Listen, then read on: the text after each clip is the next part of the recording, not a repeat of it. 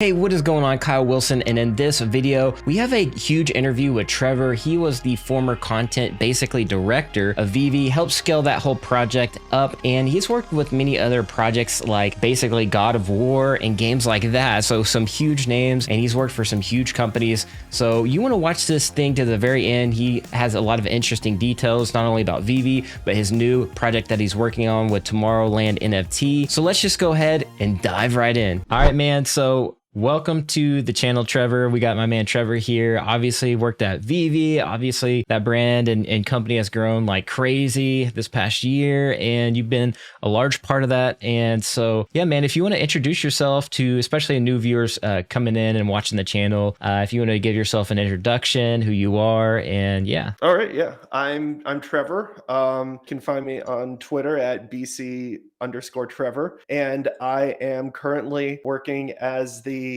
basically NFT advisor for a company called Tomorrowland, which was one of the largest music festival companies in the world. They're based in Europe. They have an event happening next week called Tomorrowland Winter, where they've basically taken over a ski resort and turned it into a giant music festival. And it just sounds like the most awesome thing in the world. Yeah. And so helping them with that and with a NFT drop that we're putting out called Tomorrowland NFTs. Before that, I'm probably what this community is most know me for is I basically ran content production at VeVe. I no longer work at VeVe, just making that clear to everybody, since I know that's been kicking around the rumor mill at Twitter on the Twitter.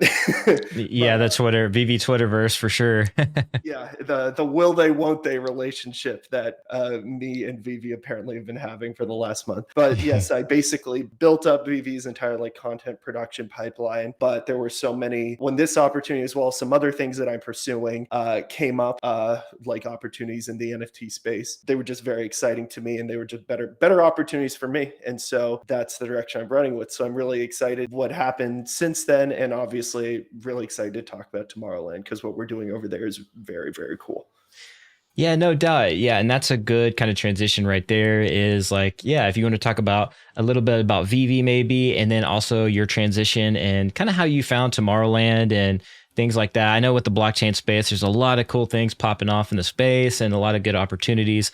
And obviously us being here early, it's a big deal. And, you know, a person like you having skills like that is very important to the NFT space. So yeah, if you want to kind of talk a little bit about that and yeah. So basically, without going into too much detail around it, I was approached by them. I knew they were generally operating in the space because of work I had been doing, engaging with different artists in the space. People like I shouldn't say artists in the NFT space, electronic music artists who more interested in the NFT space and learning about that. And so for that, I had some pretty clear exposure to, okay, that whole world is super interested in NFTs. And it makes perfect sense. If you're the biggest challenge of the music industry for the last 20 years, basically since Napster, is how do you sell content? Like it just hasn't worked. And so for artists, from a purely pragmatically, NFTs are exciting because people are seeing their content in more than just their art and just their brand. They're seeing that, and it's something that they want to engage with and that they're willing to pay for. So that's exciting to artists, obviously. But also from a purely artistic standpoint, it's a whole new way to build audience and build community and engage with your fans and really find those like super deeply engaged fans, because those are the people who are going for this stuff for a lot of the artists. Yeah, I think the prevailing sentiment seems to be it's all about flippers, but from what we've seen, it's like it's so much more than that. It's like that it just happens to be the thing that I think you see. Honestly, a lot of the kind of like shovelware products, that's all they can talk about, is because that's all they have. But when you're working with these really high quality brands with these artists with this really beautiful and interesting artistic vision that they're trying to put out, suddenly there's so much more there, and you can reach just a much wider group of people. And so that is really exciting and attractive to artists and to people like Tomorrowland, because one of the things that sets them apart, that sets us apart, isn't just that we host these giant music festivals, but if you look at the Tomorrowland website, if you watch a footage, or if you've been live, you've seen the stages. They have basically the strongest visual, the strongest like aesthetic and the strongest artistic voice like in all of music, and Mhm. certainly in like electronic music. Like it's just such a clear look and feel, and so there's so much there to explore, and that's really exciting for me as well. Music is like super exciting in the NFT space to me. Like I know we're still like super early, and I'm actually really excited for it, the future for it. And there's just so much that can be built and ecosystems, and I see things popping up and that get me really excited. And I know for artists and electronic music artists and things like that's huge because I've always said it's kind of like the NFT space is for, at least for artists and people who create things, that's like a digital renaissance for them, because back then you would sell one piece of your art like back then, and it would go to a record label or it'd go to XYZ, and if it's a physical art, you only sell that one piece one time, you never get a royalty ever again, and you just have to create new stuff over and over and over. And it's much harder back then to do that. And then now fast forward to today, we're starting to see things grow, and for the better in some cases, and other cases where the blockchains are some of them are terrible. But aside from that, I think we see Let's clarify, a lot of them are terrible and there Yeah. are some really good ones. It's one Yeah. I think it's, and this is like the challenge, this is the, I think the ultimate challenge that NFTs and crypto as a whole have to face, which is there is a lot of noise in that space, and there's a lot of there's just a lot of bad shit going on. So how do you build something that cuts through that? And how do you build something of such a high quality bar and such a high resonance that people will join in spite of all the negative that's going around the space? And that's why having such big brands enter the space, why that's so important, because they're the ones that can provide that at a baseline, that level of legitimacy. But what they really provide is a quality bar and a consistency that a lot of smaller projects, or even just like whether they're legitimate or not, can't deliver on. And that's like a big thing for the space. Like, and again, to your other point about like, and I didn't even was thinking about that, didn't even realize this, but like we have been moving because of basically really the rise of digital music distribution and then the rise of streaming. Music production and release has become much more democratized, and there are more artists who are able to make stuff and put it out there. And that's been really exciting from a music perspective. NFTs and blockchain take that to the next stage, because now everybody, up until now, it's like, yes, there was like, what were the music trends that born out of that? I think probably the perfect example of something that could not have existed 20 years ago would be like SoundCloud rappers. Like there was no digital ecosystem to support that. Now we're getting to the point where it's not just you can put out your music and get the music streamed and effectively distributed, but now you can actually effectively do your own, like you can, if you produce an album, you have a means to sell it with NFTs without having to go to a label who can do the pressing and the wider distribution and the marketing. There's a whole ecosystem for that. If you have a brand and you have content you're trying to build around the brand, you can just, it takes what the music industry had already been effectively pivoting towards, and certainly what independent artists have been embracing for the last 10 years, 15 years, and it's taking it to an even greater level and offering a whole new set of ways to engage and monetize and all that kind of stuff. So that's like super exciting. And I didn't even like think of that until you mentioned it, but you're right. This is what NFTs helps facilitate even further. Yeah, it's cool. It's definitely amazing. And I think for people that love music and love to just want to support the creators and things like that and the artists, I think that's cool too, because you can say like, I own this song, like I'm the owner of that. Or, if the artist wants to put out more, then that's cool too. So there's just a lot of unique pathways there. And, as a fan, like it's a cool way to immerse yourself in that way too. And the creators, artists, they can also, if they want to provide, more utility, they could do that. And that's one thing, like with Tomorrowland, like I noticed there's like, it seems like an experience. It doesn't seem just like, hey, we're just going to release this one thing. It's like, hey, like this is an entire thing going on. Could you kind of talk about that? Like for new people that don't know what Tomorrowland is at all and things like that. Yeah. Yeah. So Tomorrowland is, so the event that's happening right now that's coming up is Tomorrowland Winter, which is their winter music festival that they do at a ski resort in the French Alps called Alpe d'Huez, and which is just like the coolest setting for a music festival that I could possibly think of. So that's really cool. What we're specifically doing with our Genesis drop with the NFT is holders of that NFT get access to a secret show. They built an entirely different festival, an entirely separate venue a secret, and where they're going to have a secret show just for people who hold the NFT at this major music festival, which is, and that's just like the starting point of this. And then we have tons of like giveaways and like other last spots on future airdrops, giveaways, airdrops, special entry to other events and what have you, tons of merch, stuff like that. We're always looking for tons of things that we can do that are going to come in the future that we're building out of this, built around the Tomorrowland and now this Tomorrowland NFT community. And I really look at this as like that first show, which is a really high production kind of thing, because Tomorrowland is not half-assing this. They never do that. Everything is always done to this extremely high level of quality. Like that's just the tip of the iceberg. And we're going to take that momentum that we built from that, and all that is going to come forward to all the future events that we and future content and giveaways and what have you that we are planning. And we're also building that with the community. We have a Discord that people can go to where they can engage. We obviously have the Twitter. There's the Tomorrowland normal Twitter, and then we have the NFT Twitter that we are engaging with that community there. So that's been really interesting to build that and get feedback through that and use that to help inform what we should be building next. Because this is really a chance to build it with the community, and I think that's on its own something that's really exciting because again, Tomorrowland has this really strong artistic, like visual voice. Yeah, but it's always been kind of managed. The company has kind of an interesting view of this where there is no like person who's the face of Tomorrowland. It's kind of like there's the Tomorrowland brand and they speak out. That's cool. So this is a chance for the community to more deeply interact with the people who are making this stuff, with the creators behind this, and bring that input and help shape that vision going forward. And hopefully that's not just for the NFTs, but also for Tomorrowland as a whole, and help shape like what is the story? Because every festival that they do has a story with it. So like, what is the story? What is the look? What is the feel? Who are the artists we want to see? Like all that stuff is something that the community will be able to like help out with effectively. Yeah, that sounds awesome, and that fits right in with the NFT space, because I think that's like the long-term vision of like what people really want. They just really want to feel like a part of a community, I think at its core. And I think that's at more of the pure form of the NFT community. Then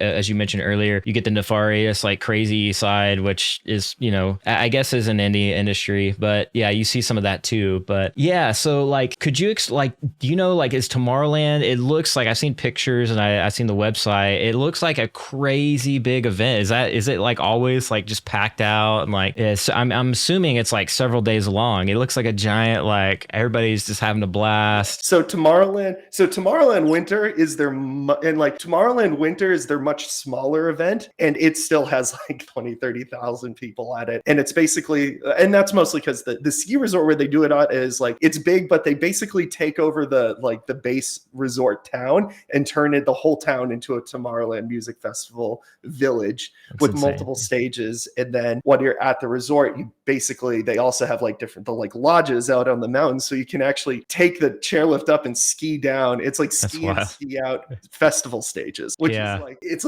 it's wild. And I think, and it's awesome. And it's such a unique experience and such a unique and interesting setting. And then for anybody who's seen Tomorrowland, they bring that visual style and that design of their whole look all over the resort. So wherever you look, you can get a sense of that like Tomorrowland magic that they're going for. Yeah. And that's just the winter festival. The summer festival is 10 times the size. So I don't know. Dang. I don't know how much they've announced yet, but like Tomorrowland Summer this year, it's a 3-weekend event. So it's literally like 3 different weekends. So like I've heard of festivals that run like 2 weekends, and those are big festivals. Yeah. So they have so much demand, they do 3. That's crazy. I think they have something like 600,000 people over the course of that festival. And it's enormous. It's like on a scale. I don't think there's anything. It's probably the biggest music festival in the world. I don't know for sure, but it probably is. Like, is there like big names that always come out and like create music, or like what is that like? Is there? Yeah. I mean, it's electronic music. It's an electronic music brand. Yeah. So if you're familiar with that space, and I'm hugely passionate about electronic. Yeah, I'm a pleb, so I don't know anything about. Oh yeah, That's totally fine and understandable. But if you look at that space and you know who are the big artists in that space, basically everybody's there. I wish I had names I could do. Let me pull up the tomorrow. Let's see if I can get the Tomorrowland winter lineup. Yeah, while you're doing that, that like sounds insane. Like it sounds fun. Like I've never gone skiing, and like when you throw in music, and like it just seems like it'd be an amazing time. Like it's like a party, is what it looks like. So yeah, it's like their lineup is the event is huge. The lineup is enormous. Wait, while you're looking at that, what's like the biggest? Have you been to any like big events like that before? I've been to them here in LA and like around here. So I've been to I live in what is for people who know the space. I live in like Insomniac events territory, like where we've got like hard the hard festivals and like Electric Daisy carnivals in Las Vegas, which is nearby. So they're kind of the stable around here. And EDC is enormous as well. EDC is like they'll have basically it's at the Las Vegas Motor Speedway, and they'll have like 200,000 or 300,000 people at that event, and that's wild, like a massive thing. But Tomorrowland's double that size. Like that's so crazy, man. Level. Those Europeans know how to get down. Yes, for sure. Well, I think electronic music is like, it's big in the US. It's pretty big, especially in California, in the LA area, but it's a genre the genre has its roots in the US. It really started in Chicago and Detroit, but it got huge in Europe. And while I think it never got to that same level of mainstream here until much more recently, it became like a huge style of music in Europe. And it's one of the biggest genres over there. It's much bigger and more prevalent in Europe than it is in the US, but it's still a big genre here, obviously. Yeah. So I don't know if this falls under like the electronic, music is like Du Hast and like the Sandstorm. Is that a different genre? Yeah. So Sandstorm is is that more like Darude, who is he's a trance DJ. He's actually Finnish, weirdly enough. I only mentioned that because I worked in Finland for 3 months, and it was like, oh damn, Finland, and I'm from that area. I was living in that area, but that song is quite old now, but it is old. Beloved. I think everybody likes it. Du Hast is Rammstein, which is, and I'm probably totally butchering that pronunciation, and I apologize, but that's I guess. See, that's the problem. Is I wouldn't think of it as electronic music, but I don't want to label it because someone who knows a hell of a lot more about that music and that genre is going to give me shit for it. So I'm just not going to. Yeah, I had what I call electronic. Yeah, I had a buddy that knew like every category, and I was just totally like, I don't know, I just love the music, like it's just cool. Yeah. And he's like, no, this is like this. Especially he was like big into techno too. He's just like, this is dub, this is house, this is what, and he would just name them all off. And I was like, man, I mean, your stuff, but I just love the music. But yeah.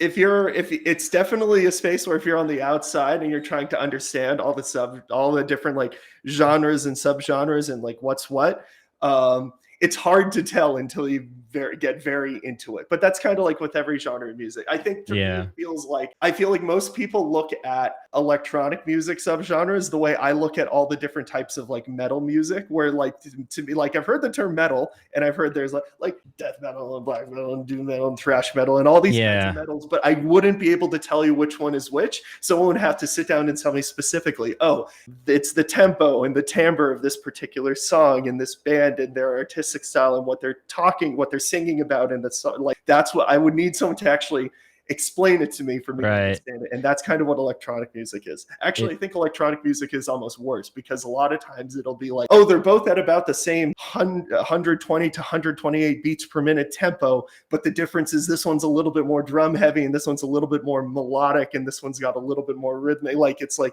the differences are even more subtle. So I totally get that. Yeah, it's hard unless you're like a connoisseur of the music, it's a little bit difficult to grasp your head around, or like with anything, with any interest, like there's a learning phase that you have to go through for sure. Is there is there anything you can speak about the drop? You said there's a drop coming up. I don't know if you can give out any details or what that looks like for Tomorrowland. I mean, the best way to follow along with the drop is go to nft.tomorrowland.com, where we have all the information about the drop. We also have a Twitter, tomorrowland.nft, and a Discord channel as well. It's the Tomorrowland Discord, but there's an NFT section for it. That's where you can get all the information specifically. Things to know about the drop: the mint is going to be 6,500. and they're selling at starting at three Solana. Out of that drop, we have a special subset of 1,500 of those are going to be available for people at Tomorrowland Winter. If you're at the event, and this is like, I think this is like, if you're at the event, they've set up these totems all across the resort, and basically they're these like beautiful Tomorrowland themed thing, and you drive up to it, and if you go, it's like a giant scavenger hunt across the ski resort, and if you go to the totems and you basically collect all the parts, and then you come down to the like Tomorrowland FTX. We have like, there's a that's tent down there, and you basically Voltron up all the parts to get your NFT drop. So that's dope. Is the way where I guess you could get, I don't want to say you get it for free, because obviously you need to have the ticket to Tomorrowland and go to the base. So there's some steps there, but we are giving away those are able for people to get from completing the quest. Called the quest. And our minting partner with, actually, like basically our partner with all this, we're working with FTX. So FTX has been super awesome and super kind and super helpful in terms of helping us put together the mint, getting everything all together, building the kind of Tomorrowland minting experience on the website, all that kind of stuff. They will mint through the FTX site, but everything's minted on Solana, and so it's all interoperable. So even though, yes, it's minted there, you can take it into your Solana wallet. You can buy, sell, trade it on any Solana NFT trading platform, so like Magic Eden and what have you. It's exciting that like we have that ready to go right off the bat. I know from the VeVe experience that is definitely something people want. So being able to offer that from the beginning is really nice. No doubt. Yeah, so I love Solana, man. At first I was kind of a stickler about it, and I was like, I don't know about Solana. I actually started using it, and I was like, man, this experience is like amazing. Like, it's really clean. It's very clean. I think Magic Eden is nice. I love the Phantom wallet. I think it's so user friendly. Like in as a comparison to like MetaMask, which I think is the biggest Ethereum one. And I think MetaMask is good, but I don't know. It's just like the Phantom wallet experience is just and also I think it's because we come from the gaming background. Like the UI also just looks way better. You're like, yo, this is like dark mode by default. Like everything just looks more sleek. It's like, this is what a wallet is supposed to look like. We're in crypto, so it needs to look like, a little bit good, I don't know, nerdy, gamey. I don't know what you want to call it, but I 100% agree. I think that stuff's really important. And then the other thing is like beyond that, not just for me, like from a gamer perspective, but also as a developer, someone who's worked in the space, that ecosystem is so much simpler to explain to someone because first of all, like if you want to build something with NFTs like Metaplex and those tools are right there and they're accessible and they're easy to use and understand. It's hard. The Ethereum equivalent to Metaplex it's just not quite the same. So that's like kind of cool if you're a developer. I guess the only real strike against it is obviously the Ethereum community is just a lot larger at this point. But the challenge with Ethereum, especially when you're trying, and this is the thing, I've talked about this with Tomorrowland as well as a bunch of the other partners I've been working with, is yes, Solana is better. Ethereum has this larger market, but the other thing you have to deal with Ethereum is those gas fees. They're horrendous. Like that stuff isn't going away. Like even when they get to a proof of stake, like the demand is too high, and unless they vastly increase the volume of the transaction volume on the network, I just don't see those issues like disappearing. And on Ethereum, it's just like gas fees are too high, transactions are too slow, all that stuff, and makes it harder to get into. And side chains like Polygon exist, layer 2 solutions, Immutable X, Arbitrum, like they all exist, and that's cool. But it just makes using it more complicated. Because if the goal is how do we bring NFTs to more people, how do you explain to someone you want to interact with NFTs? You have to go buy this special currency. Oh, but now that you own that special currency, in order to actually buy this NFT, you need to go change that special currency into another currency and put it on a different blockchain. Like there's so much knowledge you need to have to buy it. And one of the nice things that Solana offers is it's just a base chain that has those lower gas fees and is more accessible that Ethereum just doesn't quite have. Yeah.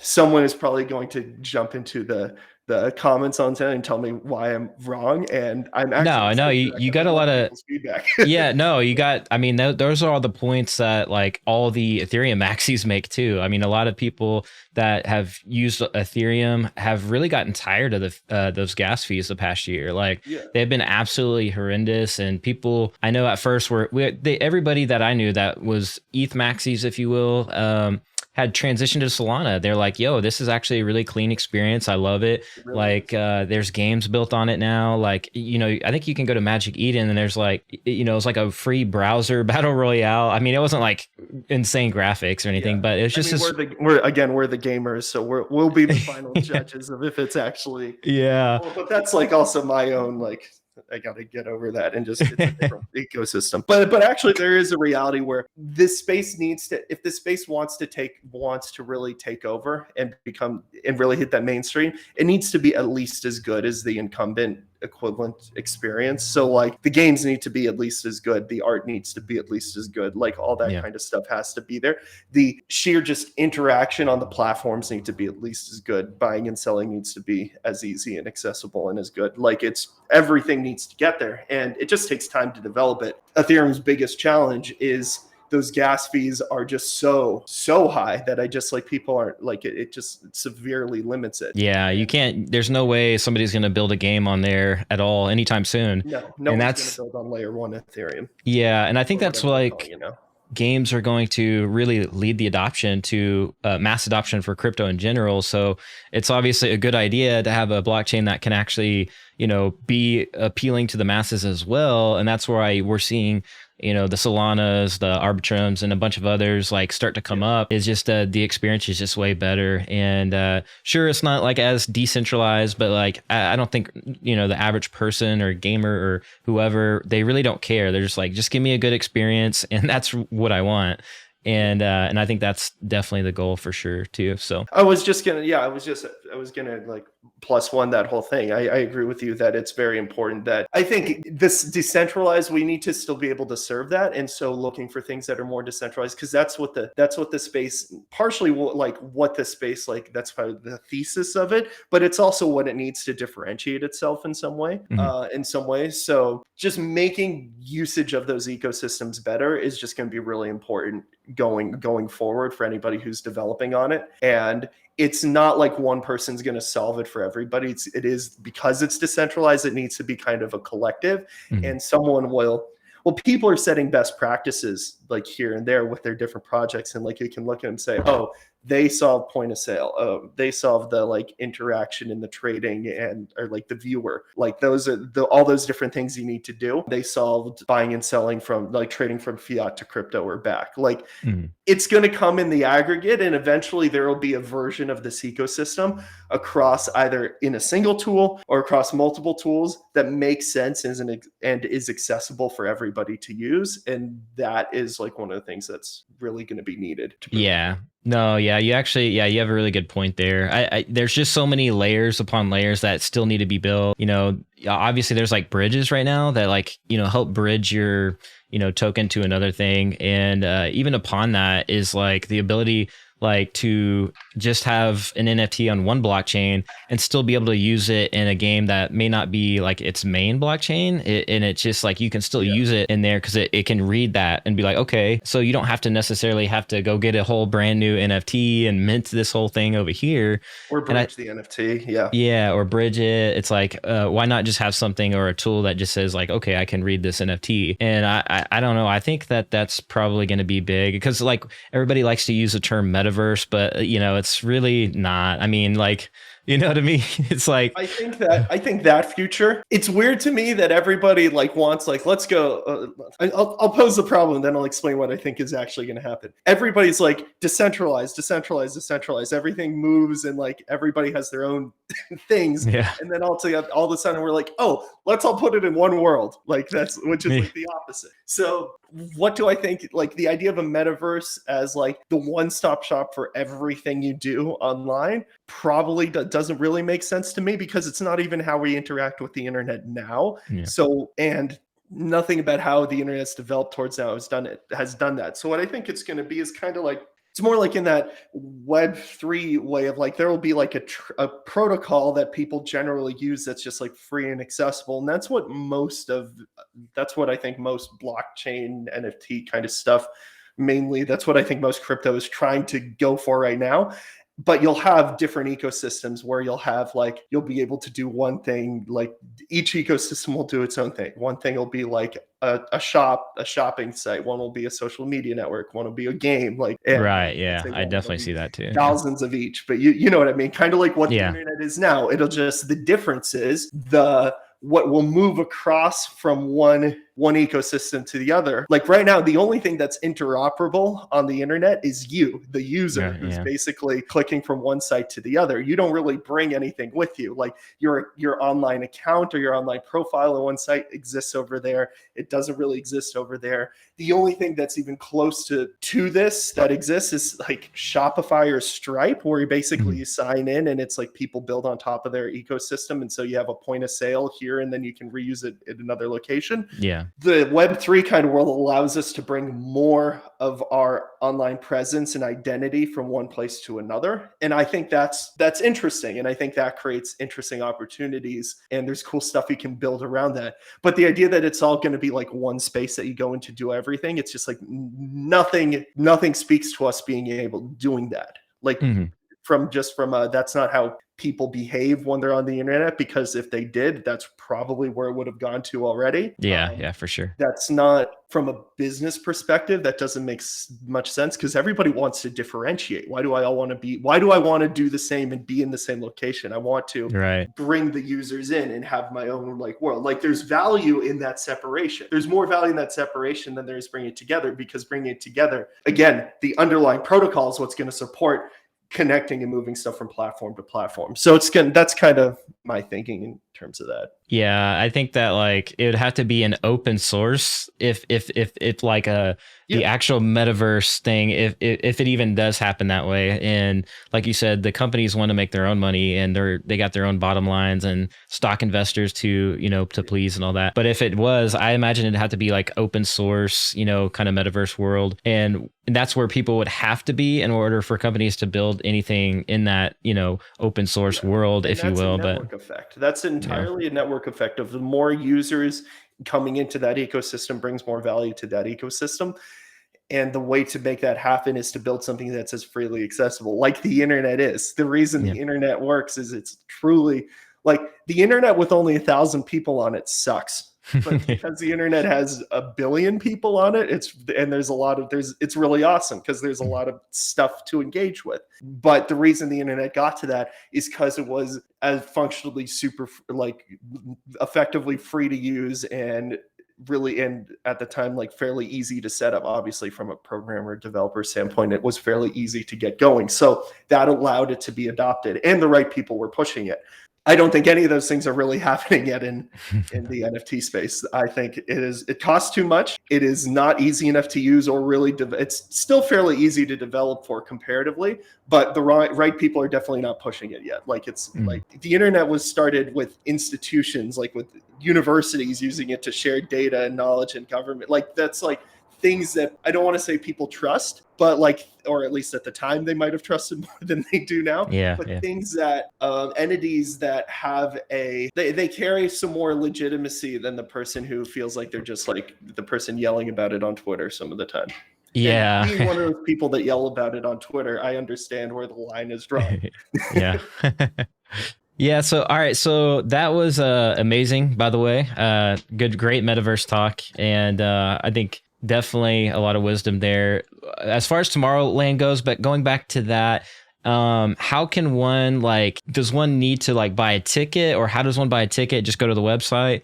And also, like, if I am just wanting to get the NFT drop, do I need to participate in an online event as well to get that, or how does that look? So you do not need to purchase a ticket to buy the NFT drop.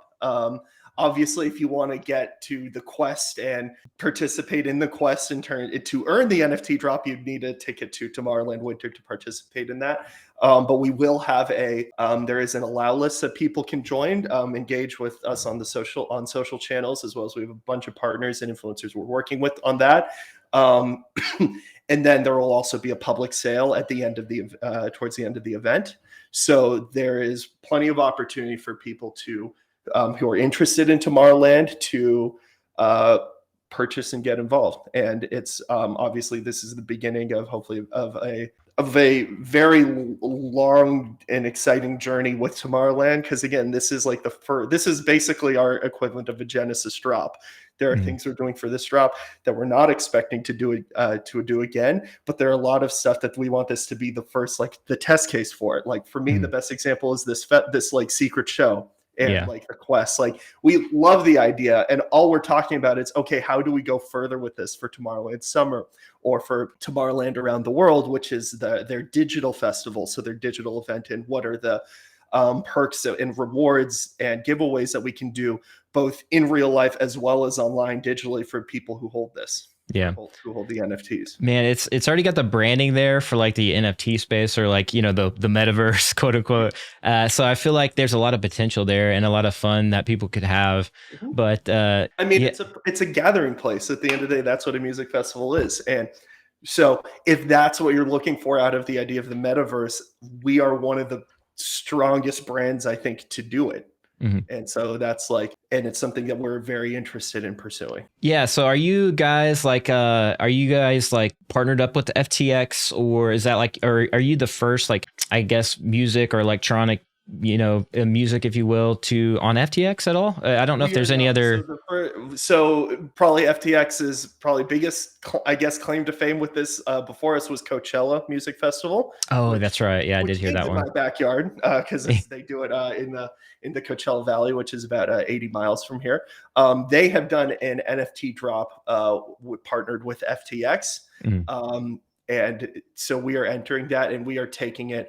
I think our offering goes further, and certainly our long-term plans and vision for what we're building are, I think, more exciting. Though granted, it's Coachella. Coachella is also a huge brand and has a really exciting presence and product that they put together, and an interesting and strong voice as well. So I think there's a lot there as well. I think Tomorrowland's is stronger, but you're gonna make me want to get one now. Yeah, I mean, but that'll give you something of an idea of like what this kind of looks like. But we're taking it a lot further, and our offerings are a lot more. Is going to be a lot, hopefully, a lot more concrete, as well as a lot more rewarding as things go along. Because we've looked at what they did and the successes and failures that they had around their drop, and we're trying to learn from their mistakes and take that into what we're building. Well, that's awesome, man. Well, I know viewers are going to be interested in the VeVe stuff as well. So I don't know what you can talk about that. Like, what was your experience there, and kind of what you can say as far as that goes? So I will say, I'll start with this. I left on good terms with them. It was my choice to leave, just because there were better opportunities in the space. For me specifically, there were just things that I was looking to do as someone who was getting more into the collecting side of things, but also as someone who works as a developer, as a creator. There were just so many other things that I was that allowed me to do more of what I wanted to do in the space, and would, for me at least, be more rewarding, was honestly what I was moving towards. So part of it was personal, and then there was, of course, like every app, every product has its problems and challenges, and there were. I'm not gonna. I mean, I'm sure people will press me, and if you press me long enough, maybe I'll snap. But like, I'm really trying not to like. I'm not trying to be here and like badmouth VeVe. But there were things that it's like, obviously, there were things that they did that I think could have gone a lot better. And hopefully I can take the learnings of what just kind of like what Tomorrowland's doing with Coachella, take the learnings of what VeVe did really well, and also what VeVe didn't do well, and use that and apply that learning in ways that can really like help. That I can take all that into like Tomorrowland and say, okay, this is what we can do to make this better going forward. And it's exciting to be in a position where I'm coming to people with more solutions and a strategic perspective, as opposed to just kind of and I can do the executional stuff, but just kind of doing the executional stuff of like, hey, load all these 50 assets into the app. Like that's not Yeah. what I need to be doing. It's an exciting, it's like there's just too many opportunities in the space for me to stay in that spot. And that's basically why. Yeah. I mean, a couple things is like, man, from like just last year, like literally about 12 months ago, there's only like 10,000 users maybe.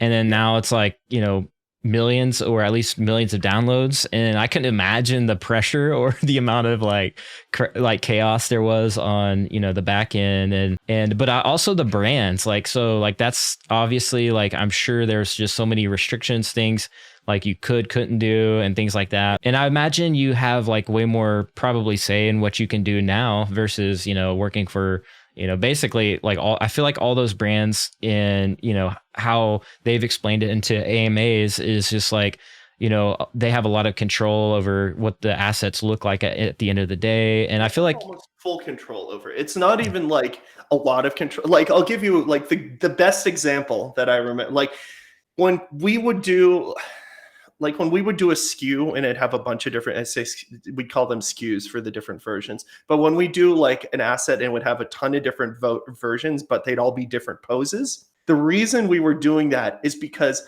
different colors wasn't allowed and this is not just one specific brand. This is pretty much like universal across all the brands. Color and the visual design on that front is very precious to those brands, and understandably so. I'm just going to make up an example here. And I'm not pointing fingers specifically. I just need to make that really clear. Like, let's say it's Spider-Man. Spider-Man suit is red. And it's not just red. It's a very specific shade of red. And I'm sure if I went into the Pantone color library, I could find that shade of red and show you what it is. But Spider-Man suit needs to be that shade of red. That is extremely important that it is that color. We can't do colorways like here's the orange version, here's the green version, because it's off brand from Spider-Man. And it's just and again, using that example, and using that as a general example, just trying to really clarify that here. Yeah. No doubt. No, it's totally understandable. Yeah. So all that so anything that's like changes the textures to like give it different variants, like that's something we couldn't do. And here's the thing. It's not just from the brands don't want it. From a developer perspective, that's way easier. It's like that is so cheap for me to do. Like I just basically take that file into Photoshop, pull up the hue dial and like spin it around to a new color, and voila, now Spider-Man's orange. Like it's like would literally take me 10 minutes of work.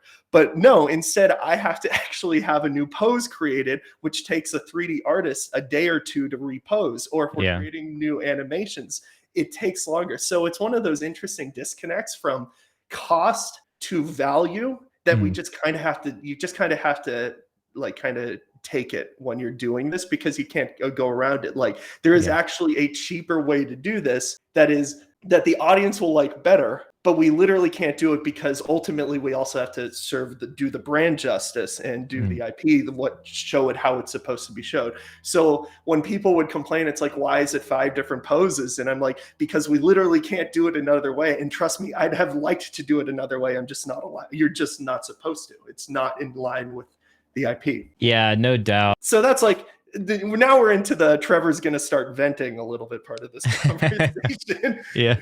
Yeah, I'm all ears. Go ahead.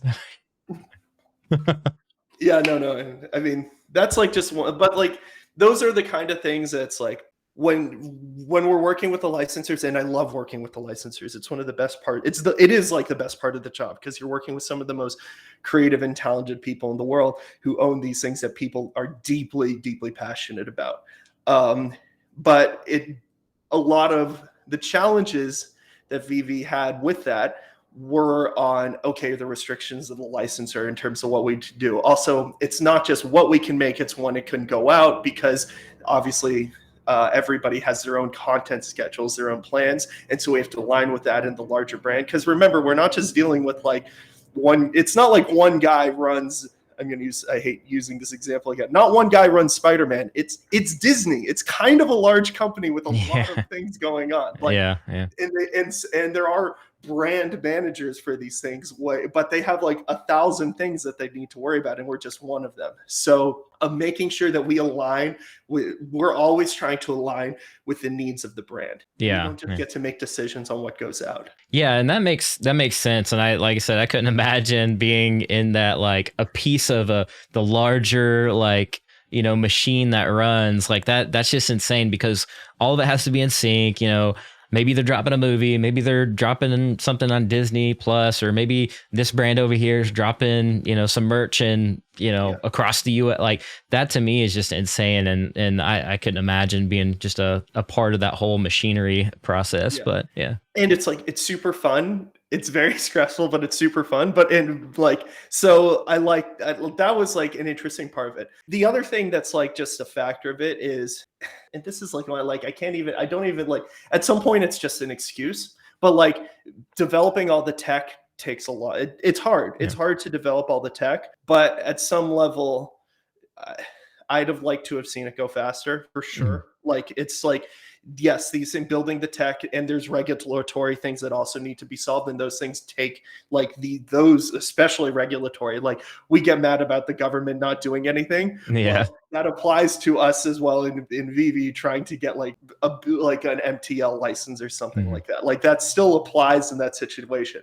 Yeah, but there's other things that could also be done that I feel like I'm hoping with who I'm working with, where I'm going, that we can move faster, because I recognize that those challenges, and ultimately it upsets the community and it drives down value. If there's not like long term, I think it removes value. And no doubt. Yeah, it always is on the user end to see things moving quickly. You're seeing updates or rollouts, or I've came from the software space, so like roadmaps are always big, or developer updates or anything like that is always pretty good. And a project that I follow is Illuvium. They kind of do dev updates, and like or they'll do leaks, which is kind of cool, because they leak like their own little alluvials or their alluvials and things. So I think that's kind of neat. And it's just like an update of what which is like the definition of not a leak. But yes, it is not a leak, and that is 100% a marketing thing. But they should just call it an update, or like something like that. But updates imply too technical, whereas leaks are definitely more hype. So I get it, but it's totally a marketing stick. But that's like a perfect example of like, look at how that space is developed, and like how they've grown, that expanded that team. Like I don't talk about much, but like, at least not, I haven't really talked about it publicly, but like, so when I joined VeVe, the team was basically 2 in-house 3D artists who were basically doing the retopology and texture work for models that they were getting for the license. That's basically how it worked. And I grew that team from basically those 2 people. We grew it in pretty much almost entirely externally to like basically 60, 70 people across 5 or 6 different art development studios, so that we could massively increase the rate at which that we were producing content, massively increase basically the quantity, and also increase the quality bar, because the only reason we were able to do animated visual effects, sound effects and all that stuff is expensive and it's time consuming. The only reason we were able to do that and go from like 1 drop every week or 2, or like there were spaces like gaps like 2 or 3 weeks without a drop, to 3 drops a week or something, where it is now, is because of the massive expansion of the content team.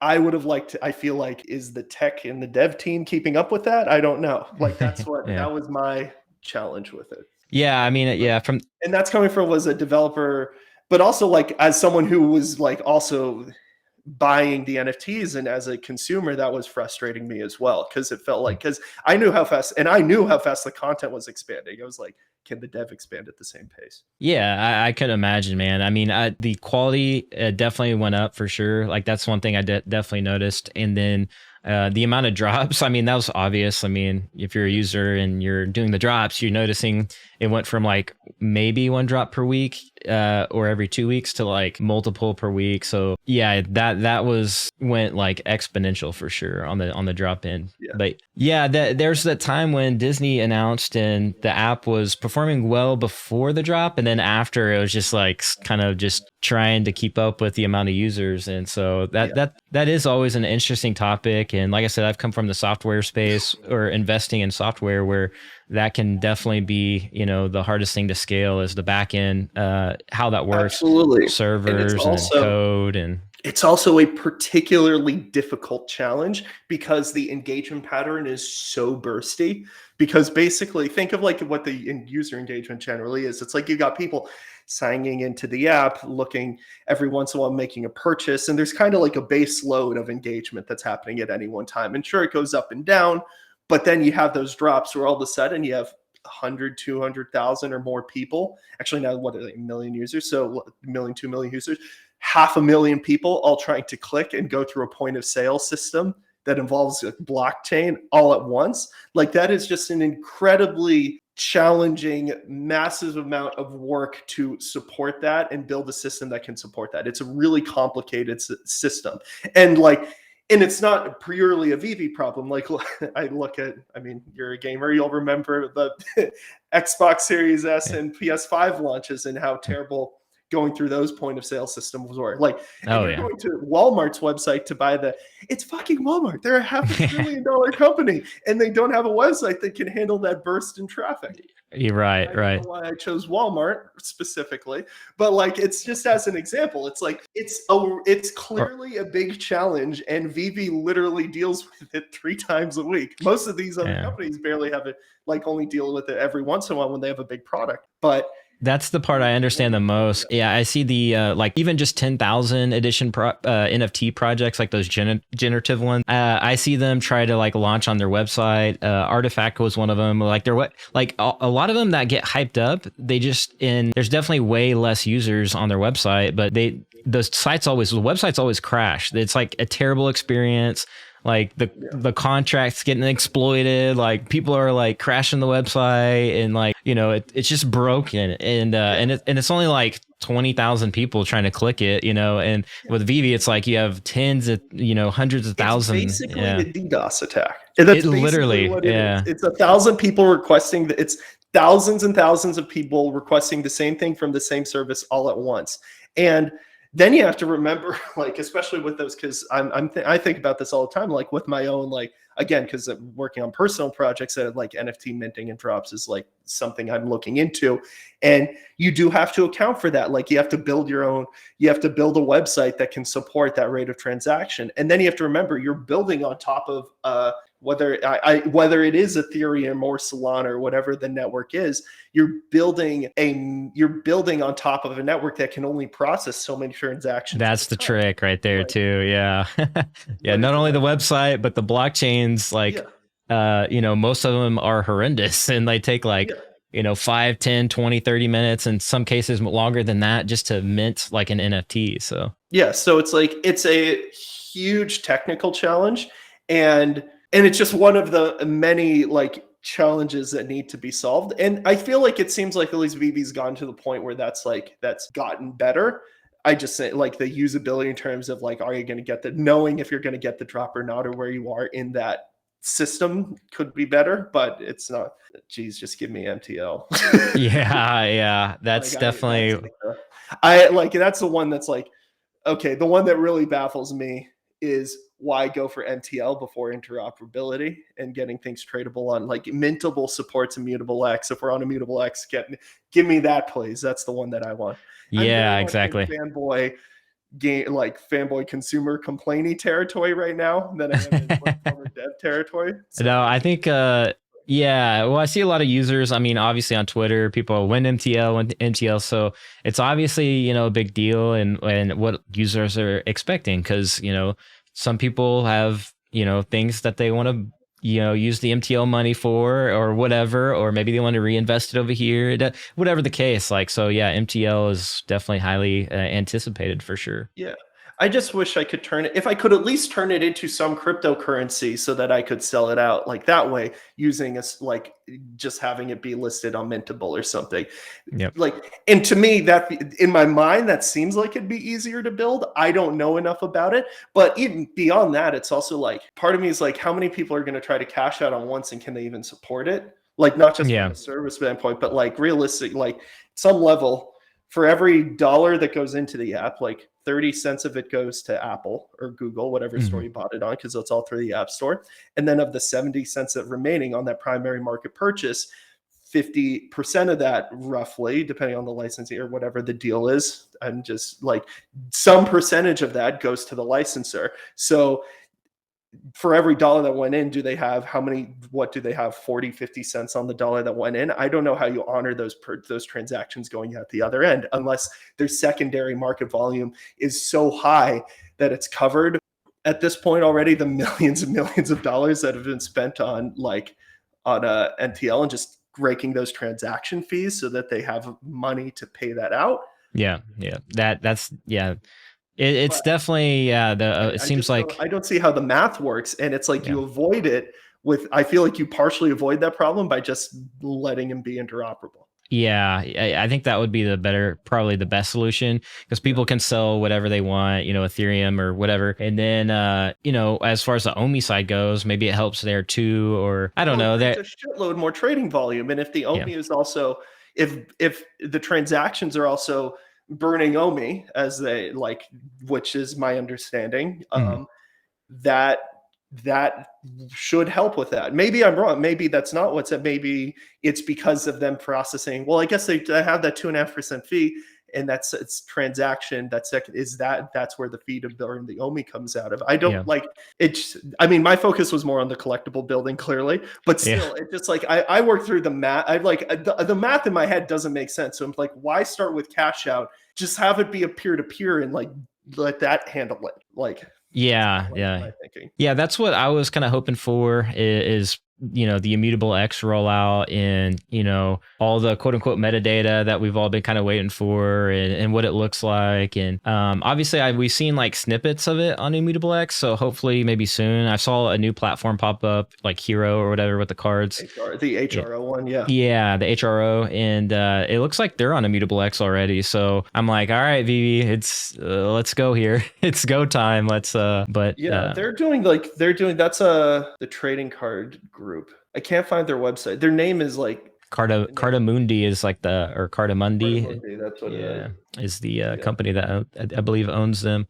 And they're going through Collects GG is what I noticed, which collects, they have the license to CSGO, I think, too. And they were selling those tradable or collectible CS Pro cards. So you could collect your favorite CS Pro players and whatnot, and then scan those into Immutable X, or scan those in and mint them on Immutable X. So interesting use case. I mean, I don't know if I would collect. Yeah, it's cool. I'm like, oh, that's interesting. Maybe that might get gamers a little excited, or at least younger, maybe, I don't know, or CSGO players. Then of course you got GameStop moving. So I'm actually really interested to see what they do. I'm like, what are they going to release on Immutable X? That's what I'm curious about.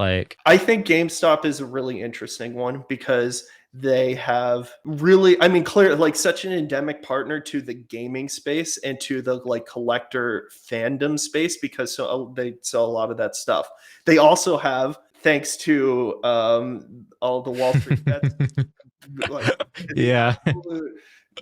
the absolute shenanigans, ridiculousness that's happening over there. They have a lot of goodwill built up with that community as well. So it kind of makes sense. It makes a lot of sense for them to be in the space. The question is, can they bring in the content? And I think they can, because ultimately they are a massive retailer with a bunch of massive IPs. But I also understand they're a company they probably aren't a company that thinks about building content. They think about the retail and the selling and distribution of content. That's probably their business model. So it'll be interesting to see who they are working with. Yeah, it'd be interesting to see if they do some kind of Steam marketplace, or some kind of I guess I would imagine that's what they would do. I don't know what that would even look like though, or if they would just maybe sell games on Immutable X, but then you just redeem. I really don't even know what it looks like at that point. I don't either. It'll be interesting to see, and it'll also be I like that they're also on Immutable X too, because I think that it's one of those examples of it's on the Ethereum, the larger Ethereum ecosystem,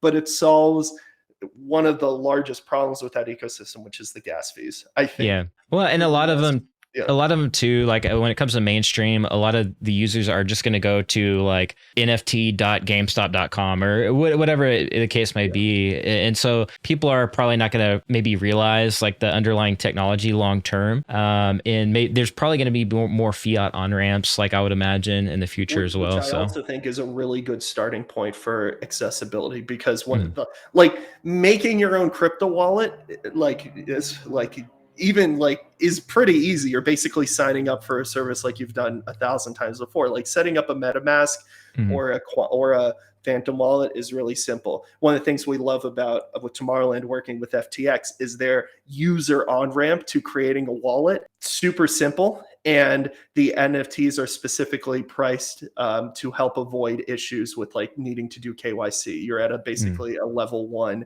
KYC because of their pricing. yeah, And that was by design, because we didn't want to have people have to, oh, you're on the slopes out in the freezing cold. Cool. Now get out your phone, get out your driver's license, take a picture of it to us, yeah. and we'll analyze it and get back to you in 8 to 12 hours to let you know if you passed KYC. It is. I like FTX because I feel like they kind of get it. They get the crypto space, and I see them like in the gaming space, like sponsor teams, and like I really see them like everywhere. They're like Formula One racing on the side of the cars, like. And so, anyways, I think they're really cool in that regard, and so I'll be really interested to see what they do in like esports and where they go with that. But speaking of that, last question. I know you got to probably get off here pretty quick, but your side project, or can you talk about that maybe, or like, I don't know if you have any alpha there, or what I will, that's a very good question. I can't right now. What I will say is it's much more heavily into gaming than what I'm working on with Tomorrowland, or some of the or certainly than my work with VeVe. So I can't talk about right now. It's also because of the what I'm working on. It's like balancing my time with all these different projects, just making sure that what we're building over there is in a really good spot before we start rolling it out, because the first impression is extremely important. I think you look at what Tomorrowland is doing, and it's like the art is incredible. Obviously they have this huge brand and they have this huge festival going on and stuff like that. Like the reason they can come into the space and make such a splash is because they have the quality to back it up. And I want to make sure I'm there before we start rolling it out. And you're obviously a part of that whole creative process, kind of like what you were with VeVe for sure. Or yes, and actually even more so, because it's like beyond just the execution of helping them make the art. I actually joined later in the process, so a lot of the art was already in flight, but helping them.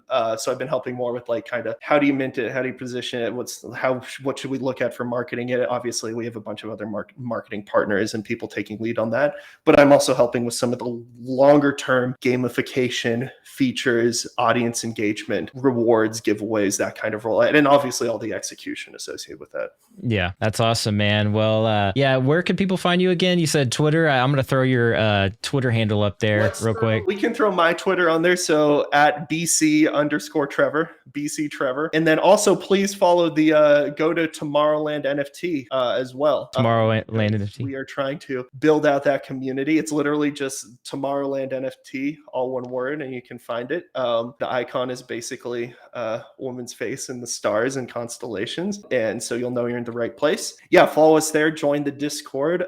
We have tons of new stuff and events coming out. I don't know exactly when this is going out, but we have a Twitter Spaces, a Twitter AMA right now scheduled on Monday. I believe for where I am, it'll be like Monday morning on the US West Coast, kind of midday East Coast, and that'll be like early evening in Europe. So awesome. Yeah, that's going to be knowing Tomorrowland and the kind of talent and the groups they can reach, being a music festival. That should be a pretty hype AMA. Especially if you're into the electronic music space. Yeah, no doubt. It sounds like one of the funner AMAs, because like all the other AMAs are like general, like, you know, obviously with like VeVe or Recur, it's like what updates can they really give you, you know, other than the ones they've already answered. But with music, it's like, yo, we got this and this is going on. So I feel like you'll get a little bit more celebrity guest potential is extremely high with a company like. Are they gonna? Is that something they're gonna announce like on that AMA? You think, or like? I don't want to give anybody way away from that because like all these things, plans are still coming together. But like, yeah, just I've seen the list of the people that we're reaching out to and who we're hoping to bring in and engage. Gotcha. And the winter event is how far away? It's next week. It's actually next week. Dang. Okay, it's coming up quick. It's actually pretty much already started now, but the main days of the event I want to say are the 24th, 25th, 26th. Yeah, and to be safe, download FTX, I'm assuming, and download it, even though it is a European company, download ftx.us. That's where the NFT minting is being done, and it'll be through that store. And 3 Solana through there? Correct. It'll be okay, cool. Solana. Yeah, easy enough. FTX, super easy to use. I mean, and we will have linking and all the linkages and onboarding through the website as well. And gotcha. FTX, okay. So you don't need to like have a Solana wallet ready to go. You can buy the crypto through them. They will help you with that whole process. Yeah, very cool, very cool. I'll be watching Tomorrowland and more than likely be hopefully minting an NFT if I if they don't sell out fast. So I'm super excited for that, and I definitely want to. I don't know if there's going to be a live streaming or anything like that, but I definitely want to at least maybe. I don't know exactly what the plan is on live streaming from Tomorrowland Winter, but certainly Tomorrowland Summer when that comes around, and then we have Tomorrowland Around the World and all those kinds of events. So there's like tons of ways to engage with us. All right, Trevor, man, it was a pleasure having you on, and I'm excited for you and your the future there, and keep up to date with the music, the event, and what's going on. So, and we'll have to get back together here pretty quick and do another one of these. So, yeah. All right, peace.